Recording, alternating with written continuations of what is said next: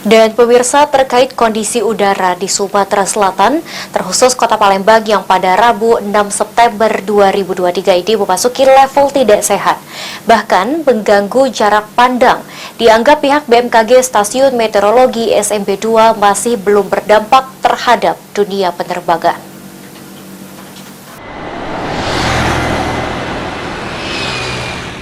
Terkait kondisi udara di Sumatera Selatan, terkhusus Kota Palembang pada Rabu 6 September 2023 ini memasuki level tidak sehat, bahkan mengganggu jarak pandang. Dianggap pihak BMKG Stasiun Meteorologi SMB 2 masih belum berdampak terhadap dunia transportasi, salah satunya penerbangan.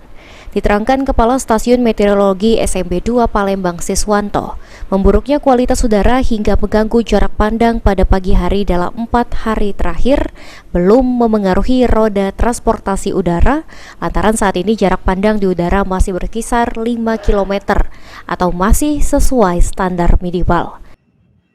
Pengamatan penerbangan barangkali untuk visibility signifikan itu yang disyaratkan itu memang di atas 5 km ya, dan memang untuk pengaruh dari polusi udara yang terjadi 2-3 hari terakhir ini dari pantauan kami memang masih visibility itu masih berada di atas 5 km ya, meskipun memang seperti disampaikan Pak Dian tadi di menjelang dini hari itu memang pantauan dari polusi udara itu cukup meningkat, tetapi visibility itu masih di atas 5 km. Ditambahkan Siswanto, untuk puncak kepekatan partikulat sendiri terjadi pada pukul 2 hingga 3 dini hari, di mana bisa mencapai 200 mikrogram per meter kubik.